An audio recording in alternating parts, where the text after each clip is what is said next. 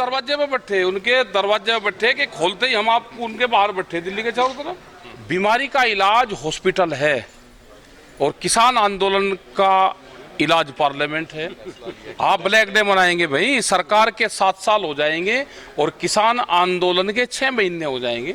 तो 26 तारीख को तो ब्लैक डे तो मनेगा। 26 तारीख को अपने घर पे काला झंडा लगाएंगे, अपने ट्रैक्टर पर लगाएंगे, हम तो काला कपड़ा पहनेंगे भाई। ਰਾਕੇਸ਼ ਟਿਕੈਤ ਦੀ ਹੁੰਕਾਰ। यूपी ਅਤੇ ਉੱਤਰਾਖੰਡ ਵਿੱਚ ਵੀ ਭਾਜਪਾ ਨੂੰ ਹਰਾਉਣਗੇ ਕਿਸਾਨ। ਕਿਸਾਨਾਂ ਨੂੰ ਅਗਲੇ 1-2 ਸਾਲ ਤੱਕ ਦਿੱਲੀ ਸਰਕਾਰ ਤੋਂ ਸਮਝੌਤੇ ਦੀ ਆਸ ਨਹੀਂ। 26 ਮਈ ਨੂੰ ਕਾਲੀਆਂ ਝੰਡੀਆਂ ਲਗਾਉਣਗੇ ਕਿਸਾਨ। ਲਾਲ ਕਿਲੇ ਤੇ ਜਾਣ ਵਾਲਿਆਂ ਨੇ ਕੋਈ ਗੁਨਾਹ ਨਹੀਂ ਕੀਤਾ। ਸੰਯੁਕਤ ਕਿਸਾਨ ਮੋਰਚੇ ਦੇ ਆਗੂ ਰਾਕੇਸ਼ ਟਿਕੈਤ ਨੇ ਕਿਹਾ ਹੈ ਕਿ ਕਿਸਾਨਾਂ ਨੂੰ ਅਗਲੇ 1-2 ਸਾਲਾਂ ਤੱਕ ਕੇਂਦਰ ਸਰਕਾਰ ਤੋਂ ਕਿਸਾਨ ਸੰਘਰਸ਼ ਦਾ ਹੱਲ ਕੱਢੇ ਜਾਣ ਦੀ ਕੋਈ ਆਸ ਨਹੀਂ ਹੈ।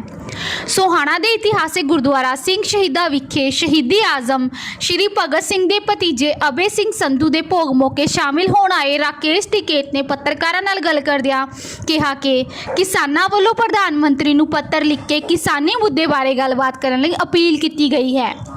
ਉਹਨਾਂ ਕਿਹਾ ਕਿ ਭਾਵੇਂ ਪ੍ਰਧਾਨ ਮੰਤਰੀ ਨੇ 4 ਮਹੀਨੇ ਪਹਿਲਾਂ ਕਿਹਾ ਸੀ ਕਿ ਉਹ ਕਿਸਾਨਾਂ ਤੋਂ ਸਿਰਫ ਇੱਕ ਫੋਨ ਕਾਲ ਦੂਰ ਹਨ, ਪਰੰਤੂ ਪਿਛਲੇ 4 ਮਹੀਨਿਆਂ ਦੌਰਾਨ ਕੇਂਦਰ ਸਰਕਾਰ ਕਿਸਾਨਾਂ ਨੂੰ ਉਹ ਫੋਨ ਨੰਬਰ ਹੀ ਨਹੀਂ ਦੇ ਪਾਈ ਜਿਸ ਤੇ ਕਿਸਾਨ ਪ੍ਰਧਾਨ ਮੰਤਰੀ ਨਾਲ ਗੱਲ ਕਰਦੇ ਅਤੇ ਆਖਿਰਕਾਰ ਕਿਸਾਨਾਂ ਨੇ ਸੰਚਾਰ ਦੇ ਰਵਾਇਤੀ ਸਾਧਨ ਨੂੰ ਅਪਣਾਉਂਦਿਆਂ ਪ੍ਰਧਾਨ ਮੰਤਰੀ ਨੂੰ ਚਿੱਠੀ ਲਿਖੀ ਹੈ। ਉਹਨਾਂ ਕਿਹਾ नहीं वो ये कह रहे थे पिछले 4 महीने से कि प्रधानमंत्री एक कॉल की दूरी पे है जी।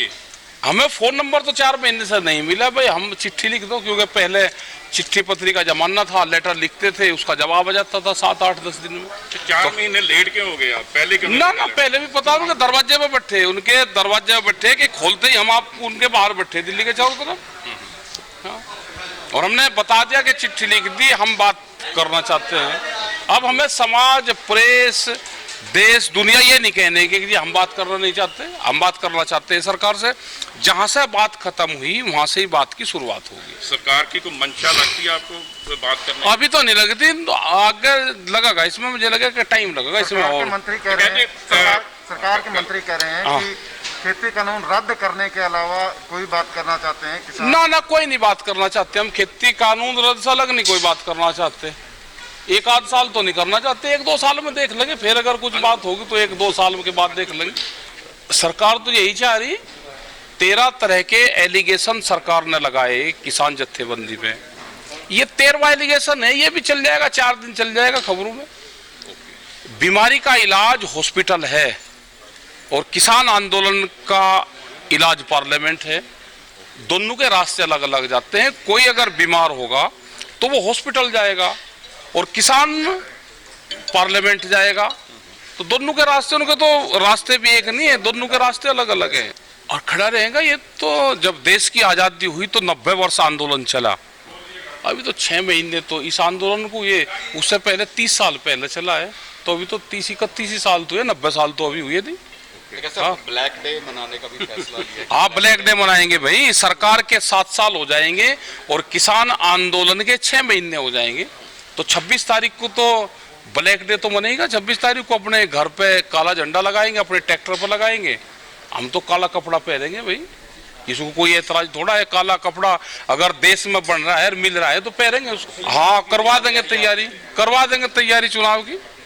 जैसे जिला पंचायत में करवाई ऐसे आगे विधानसभा में करवाई। हाँ, नहीं लगता। में क्यों खुला है? नहीं, वहाँ पे भी नहीं लगता। आप किसानी झंडा लगा के जाओ, वहाँ पे भी नहीं लगता। नहीं, आम लोगों को भी लगता है ना। पंजाब हरियाणा वो अगर किसान का नाम लेगा, कोई भी झंडा लगाएगा, स्टिकर लगा होगा तो उस पर भी लगा चले जाएंगे। जैसे कोरोना ये हो जाएगा, सरकार की गाइडलाइंस आ जाएगी, सरकार मीटिंग शुरू करेगी, हम भी मीटिंग शुरू करेंगे। लेकिन एक बात देख रहे ना, उनकी 600 सीटें आई हैं। 3050 में से जिला पंचायत की 600 सीटें आई हैं और जिला पंचायत अध्यक्ष उन्हीं के बनेंगे। क्योंकि अब पैसा, डंडा, मुकदमे, पर्चे, ये सब चलेगा। अध्यक्ष उनके बनेंगे। संयुक्त मोर्चे के बहुत लीडर वहाँ पे गए और उन्होंने यही अपील करी कि जो धान है इसकी जो एमएसपी है, भारत सरकार के मंत्री यहाँ पर आ रहे, उससे इसकी एमएसपी मांगो। वो एक मुट्ठी चावल मांग रहे थे वहाँ से।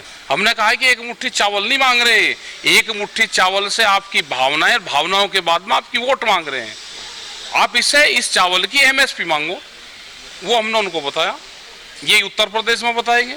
जैसे ये उत्तर प्रदेश और उत्तराखंड में जाएंगे तो वहाँ पे भी ये बताएंगे कि गन्ने का 18,000 करोड़ रुपए बकाया है, धान और कनक की खरीद नहीं होती। ऐसे कर कर आप मोदी जी को नाराज नहीं कर रहे, वो फिर मांगे अच्छा, जिससे लड़ाई हो जा करे और उससे खुश कर करे, बाजा बजा करे उसके आगे। लड़ाई में क्या प्रसादा बटता है? लड़ाई में भाई, लड़ाई में कोई वो तो है नहीं कि कड़ा प्रसादा बटता हो। लड़ाई में वो बटता देख क्या हो तो भाई वो बताओ। कोई ऐसा है कि हम बहुत बार कहते हैं कि हर बार पिछले 30 साल से कि हम पार्लियामेंट पे जाएंगे, किसी ने पार्लियामेंट पे जाने दिए? किसी आदमी ने शाम को 25 तारीख को 9 बजे 7 बजे ये घोषणा करी कि मैं सुबह ही लाल किले पे ध्वज फैलाऊंगा, और वो सुबह ही 9 बजे लाल किले की चोटी पे बैठा झंडा लगाने लग रहा है, एक धार्मिक झंडा।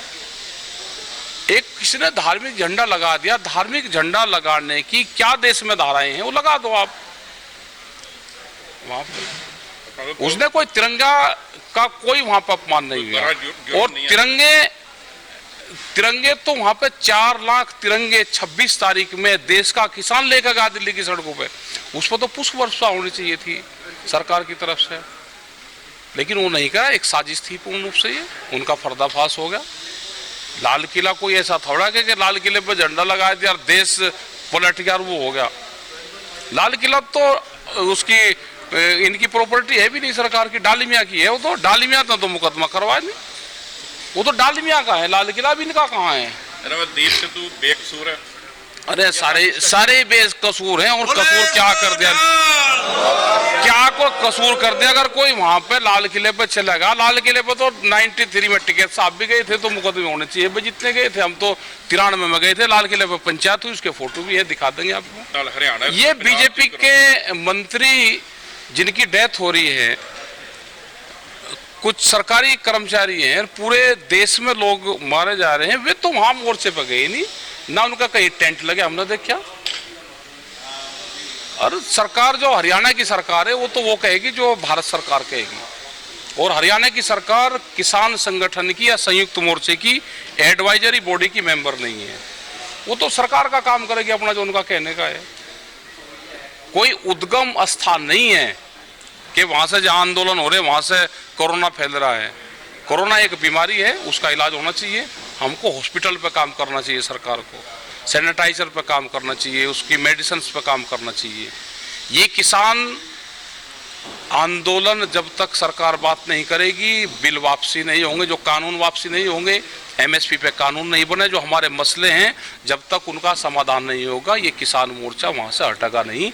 ये शाहीन बाग के आंदोलन नहीं है कि इसको आप हटा दोगे वहां से, नहीं हटेगा ये। और लगवा लेंगे वैक्सीनेशन में क्या दिक्कत है? किसने मैंने कह रहा वैक्सीनेशन वाले हैं कहाँ से? हम उन्हें पिछले 1 महीने से कह रहे, वहां तो कहीं है नहीं।